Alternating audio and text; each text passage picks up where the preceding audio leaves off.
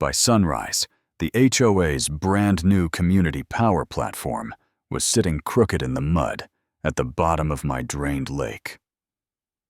Dead quiet, lights out, alarms gone, and half the neighborhood was outside in pajamas demanding someone's head, and the HOA president was pointing at me like I'd done something violent, until the county inspector unfolded my deed right there under the floodlights and asked her, real calm, "Ma'am, why is your project on Bennett property?" My name's Cole Bennett, and I'm not the kind of guy who goes looking for a fight. But I am the kind of guy who won't let someone steal from me and call it progress.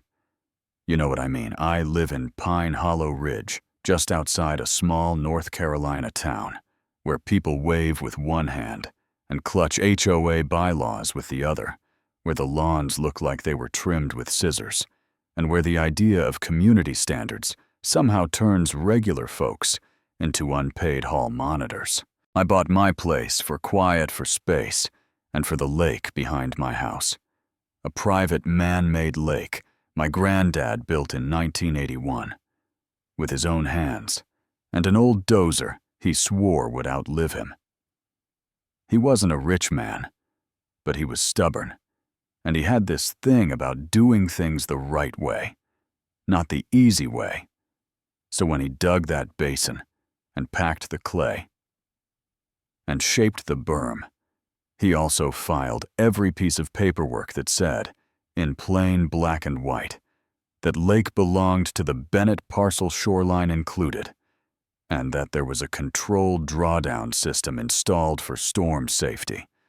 Registered and certified boring stuff nobody cares about, until suddenly everybody cares. For a long time, the HOA was just background noise, a newsletter. I tossed a reminder about trash bins, a complaint about mailbox paint. Nothing that ever touched my life in a real way.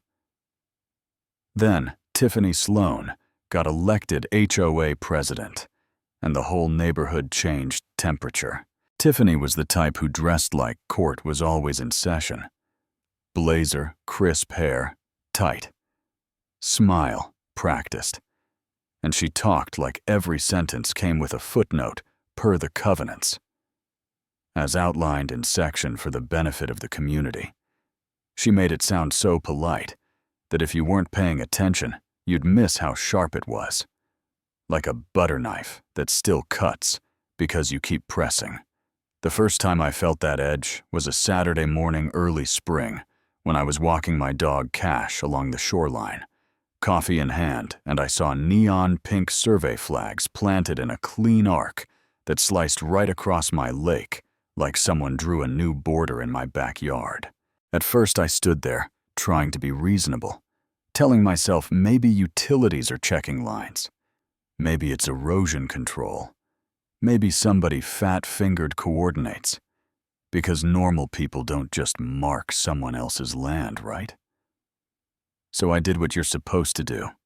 I took photos. I emailed the board. I attached my plat map. I kept it polite. "Hi, this is Cole Bennett at Lot 14. Those flags appear to be on my deeded shoreline. Can you tell me what's going on?" The reply came the next day. And it was the first time I felt my stomach drop from a sentence on a screen infrastructure improvement project for the benefit of the community. Details will be shared at the next meeting. No apology, no explanation, no acknowledgement. They were standing on land that wasn't theirs. Just that word. Benefit, like it's a magic wand that makes trespassing legal. So I went to the meeting with a folder because I'm that guy. I keep records. I keep receipts. I keep old paper because my granddad taught me. Paper is what keeps the world honest when people start lying with a straight face. The meeting was in the clubhouse folding chairs. Fluorescent lights at board members, sitting behind a long table like they were running a small-town trial, and Tiffany was in the center with a microphone angled toward her like she owned the air. She looked right at me when I walked in, and still made me wait, while she answered soft questions about pool keys and holiday lights. And when she finally called on me, she said my name wrong on purpose, just a little like it was a reminder that I wasn't important.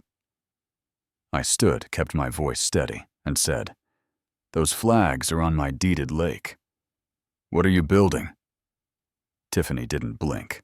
EcoQuanta Renewables will be constructing a micro-hydro station to provide backup power for HOA amenities, she said, and she smiled, like she just announced a scholarship program. I stared at her. On my land. She tilted her head, that fake concern thing, and said, "There appears to be a boundary discrepancy. Our review suggests part of the shoreline falls within the HOA greenbelt." And in that moment, I realized what I was dealing with. Not confusion, not an honest mistake, but a strategy. Because you don't say discrepancy unless you're laying tracks for a train. You plan to run over someone. I said, "There is no discrepancy, Tiffany. There's a deed." She gave that tight smile. That's not warmth, it's pressure. Leaned into the mic and said, "Thank you for your input, Mr. Bennett." Next question. Just like that, dismissed like I was a nuisance, and not the owner of the property she was talking about like it was hers. 2 days later, at 6:07 a.m., Tiffany knocked on my door like she had a badge. Not a polite knock either. It was that rapid, impatient tap, tap, tap that says I'm here to make you feel small. I opened the door, and she was standing there in a neat trench coat, clipboard in hand, and she handed me a violation notice with a $500 fine. "Interference with HOA assessment activities," she said, voice calm, eyes flat. I actually laughed a little, not because it was funny, but because it was so absurd. My brain needed something to do besides explode. $500 for asking why you're on my lake," I said. She leaned in just enough for it to feel personal and said, "Compliance is easier than conflict, Cole." "Don't make this expensive, then." She turned and walked off my porch like she'd just collected rent on a world she owned. That's when it hit me. This wasn't about rules. It was about power. And Tiffany didn't want me cooperating. She wanted me surrendering. After that, things moved fast, and not in the normal permit and inspection way, in the bulldoze first, explain later way. Trucks showed up before sunrise. Orange fence went up along my path. Floodlights appeared like a prison yard, and a barge-like platform got dragged into position near the shoreline, with men in reflective vests moving like they'd been told time mattered more than permission. Signs popped up overnight, glossy and cheerful Pine Hollow Community Energy Project, powering tomorrow. It was surreal watching my quiet backyard turn into a construction brochure. I called the sheriff, and I got the same response everybody gets when they're being harmed, in a way that isn't dramatic enough for someone to care. "Sounds like a civil matter," I said. "They're on my property." The dispatcher said, "You'll need to handle that through your attorney." "Okay. Cool. So the rule is if someone steals your land with polite language, you're on your own." I hired a lawyer, sent a cease and desist with the deed attached, and the HOA answered with a letter threatening liens delay costs and special assessments, which is a fancy way of saying we're going to make defending yourself so expensive you'll quit. The worst part was how normal it looked. Clean fonts, professional tone. Words like safety and resilience. And meanwhile, outside my window, strangers were setting equipment on my shoreline, like it was their job. And my opinion was a bug on a windshield. Tiffany also worked the neighborhood, and I'll give her credit, she was good at it. The HOA newsletter started calling it resident-endorsed progress. The Facebook group filled up with posts about lower bills and energy independence, and little by little, I became the villain. The selfish guy blocking the future. The crank with a private lake who didn't care about families. Neighbors stopped waving. Conversations ended when I walked up. A couple people I'd known for years looked at me like I had a contagious attitude. You don't realize how much that gets under your skin until it happens. Because it's not just land they take, it's your place in the social world around you. They make you feel like a problem to be managed. Then one morning, I stepped outside and saw a blue metal plaque hammered into a post beside my dock, right where my granddad used to tie up his old aluminum boat. The letters, bold and reflective, HOA Infrastructure Zone, unauthorized access prohibited, trespassers subject to fines. My dock, my shoreline, claimed with a sign like a flag on the moon. I stood there staring at it, and I felt anger slide into something else. Something that sat heavier in my chest because it wasn't just about property anymore. It was about being erased on my own land. That same week, I noticed tire tracks cut through my back grass late at night. Deep treads, like somebody took a deliberate drive just to leave a message.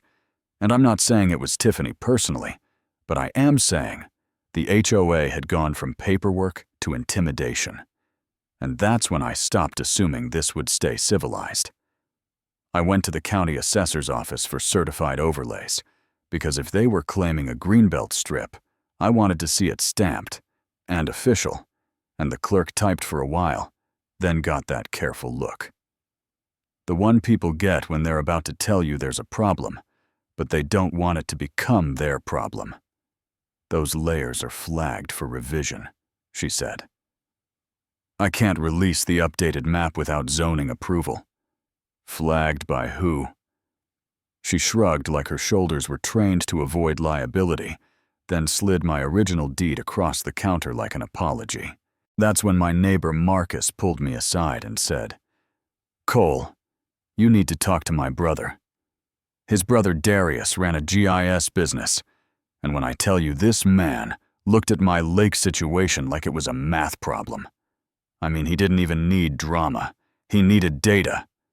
He pulled up archived county overlays and showed me the old layers where my lake sat clean and whole inside my parcel. Then he showed me the new version the HOA was using. And there it was, a fresh greenbelt slice carved into my shoreline, like someone took a digital knife and made their story true. Darius looked at me and said, "This isn't a discrepancy, Cole. It's a redraw." I asked, "Can they do that?" And he said, "They can submit things. Whether it's legitimate is another question." That was the twist for me. Not the lake, not the flags, not even the fines. It was realizing someone had likely altered records to make theft look like governance, and if that's what they were willing to do, then the fight wasn't going to be fair. I switched lawyers, got a tougher one, named Graham Pike, the kind of attorney who doesn't waste words because he saves them for court, and he studied the deed, the overlays, the HOA letters, and he said, "They're building fast, so a judge won't want to rip it out later. If it goes live, they'll argue community reliance. They'll claim the neighborhood depends on it," I said. "So I just lose slowly." He paused and asked me one question that made my brain snap to attention. "Does your lake have a registered drawdown system? Any certified spillway you control?" I stared at him. Because my granddad did. He installed it after a storm decades ago to protect downstream land. And he registered it because he believed in doing things right. And I'd always thought of it as a boring safety feature, until that moment when it turned into leverage. I went home, dug out the old folder, found the certificate, the flow limits, the diagrams, my granddad's handwriting, and I felt my hands shake, not from excitement, but from this ugly mix of relief and dread. Because the truth is, I didn't want to use it. I wanted the system to work. I wanted the sheriff to show up and say, "Get off his land." I wanted Tiffany to be embarrassed and back down. But that's not what happened. I tried one last time.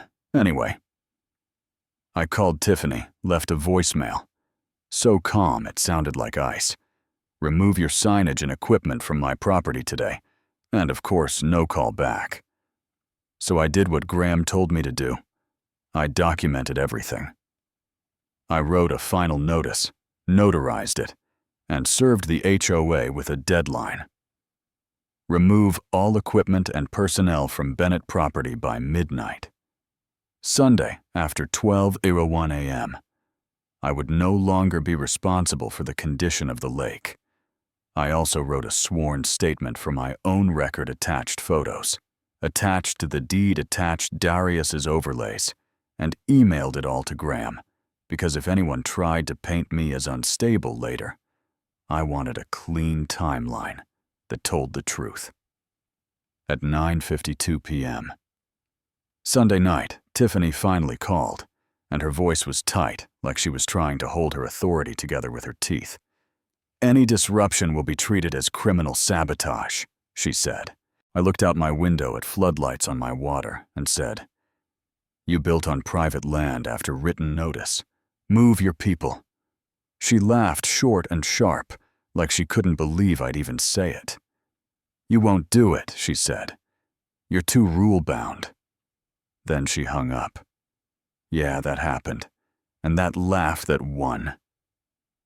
Laugh burned something out of me, the part that still hoped she'd suddenly grow a conscience. And what was left was this quiet, steady resolve, like when you finally stop bargaining with someone who never intended to be fair. Around 11:40, I walked down toward the old boathouse with gloves, a flashlight, and my phone recording the lake looked calm under moonlight, almost peaceful. And the construction platform sat out there with its little LEDs blinking like it had a heartbeat. And I remember thinking how insane it was that a group of people could do all this and still call me the problem. I found the concealed hatch my granddad built into the ground behind the boathouse. I positioned my phone so the timestamp and the placard were visible, and I spoke for the record. My name, my ownership, the HOA trespass, my intent to activate certified infrastructure within permitted limits. Because I wasn't doing this to be dramatic. I was doing it to protect my land, using the system that belonged to my land. At midnight, I engaged the drawdown. And I'm not going to sit here and pretend it was some movie moment with thunder and lightning. It wasn't. It was quieter than that. It was just the feeling of something heavy shifting under the earth, and the knowledge that once you start certain things, you don't get to unstart them without consequences. The first visible change came a little later. The shoreline pulled back a foot, then another mud appearing like a dark grin, and the platform's lights flickered. Not because I touched their equipment, but because their entire project depended on my water staying exactly where they wanted it. And that was the part that still makes me shake my head. They built a system on top of something they didn't own, and then acted surprised when ownership mattered. An eco-quanta engineer called me, voice cracking. "We're losing head pressure. Are you diverting flow?" I said. "Yes, and you need to get your crew off my lake right now." By the time I hung up, I could hear shouting across the water. Flashlights stabbing the darkness, men scrambling on a listing platform, and then the steady hum that had been driving me crazy for weeks cut out into sudden quiet. Up on the ridge porch, lights started blinking out in waves. Streetlights dropping like someone was turning a dimmer switch on the whole neighborhood. And I knew people were going to blame me, because people always blame the person they can point at, not the person who quietly set the fire. Not long after headlights tore down the gravel access road, and Tiffany arrived like a storm in heels and a trench coat, and the mud swallowed her shoes like it had a sense of humor. She snatched a tablet from an engineer, stared at the numbers, and screamed. "Fix it." Then she turned toward my house lights and shouted my name loud enough that I'm sure half the neighborhood heard it. And for a second, I almost stepped out. Almost gave her the confrontation she wanted. But then I realized she didn't deserve my face. She deserved consequences. The consequences arrived around 1:23 a.m. in the form of a county stormwater truck. With an amber beacon to us, inspectors stepped out with clipboards, and one of them, Ellis. Rourke recognized me and said, "Bennett." "What the hell is this?" I walked forward with my folder he'd plat map. Verlay's drawdown certificate, notarized notice, time-stamped video, and I handed it to him. Tiffany charged up behind me, pointing like a prosecutor. "He sabotaged community infrastructure. Arrest him," she snapped. And Ellis didn't even look at her.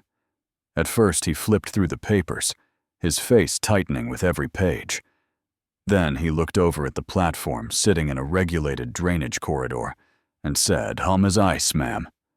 This structure is on private property." Tiffany opened her mouth, and he kept going. "And it appears to be installed within a regulated stormwater corridor with no clearance." Tiffany tried to talk over him. "Our legal review said," and Ellis cut her off. "Then your legal review is about to get very interesting." He raised his voice toward the site. "All work stops. Immediately. Yellow tape went up forms. Came out flashlights, moved over equipment like crime scene beams, and Tiffany's power, that aura she'd been wearing like armor, started to crack, because it only works when everyone agrees she's in charge. And here were county officials who didn't care about her blazer or her covenants. One of the inspectors asked about the boundary discrepancy, and I nodded toward Darius, who had arrived, and opened his laptop right there under the floodlights, showing archived overlays and the suspicious new greenbelt slice. And you could see the moment Tiffany realized this wasn't just a shouting match anymore. It was an investigation. Ellis said words I'll never forget, because they felt like my lungs finally filling up. "Stop work order. Unauthorized construction. Suspected misrepresentation of boundary documentation." Tiffany took a half step back, like the ground moved. She turned to me, eyes bright with fury, and hissed, "You just took power from 400 homes." I looked at her and said quiet, "No, Tiffany. You did. You just thought I wouldn't fight back." Ellis stepped between us and said to her firm, "Ma'am, step back from the site. You are not authorized to direct anything here." Her phone buzzed. She glanced down, and her face went still, like she'd just read the first line of her own downfall, and she whispered something like, "They're opening an investigation." Then she looked up at me with pure venom and said, "This isn't over." And that's the part I want to talk about, because the truth is, the stop order felt satisfying. Watching the platform sit there dead in the mud felt like justice with a pulse.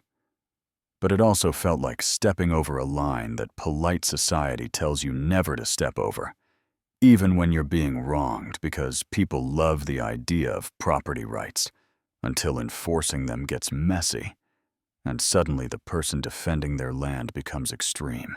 In the days after, neighbors who'd avoided me started creeping back with awkward apologies.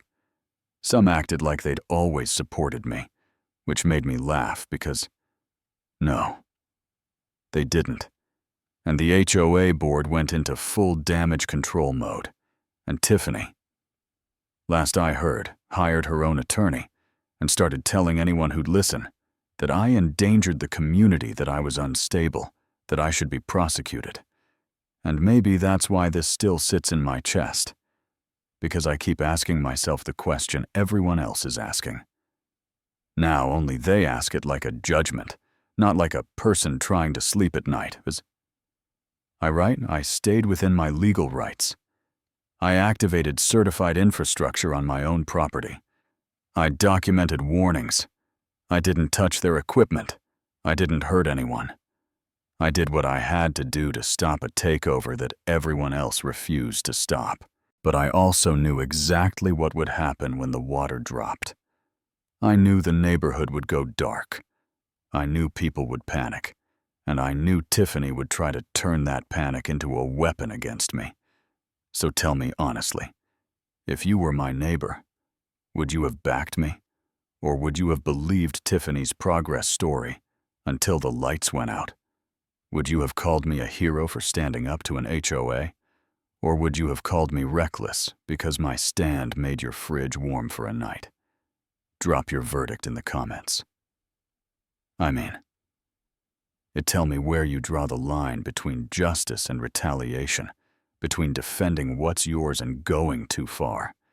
And if you've ever dealt with an HOA that tried to bully you into submission, share your story too, because I promise you, somebody reading your comment right now is living inside that same quiet pressure and wondering if they're crazy for feeling it. If this hit a nerve, hit like, subscribe for more real-life style stories where power gets tested. And let's hear it. Was what I did the only language Tiffany would understand? Or did I become the very problem she was trying to paint me as?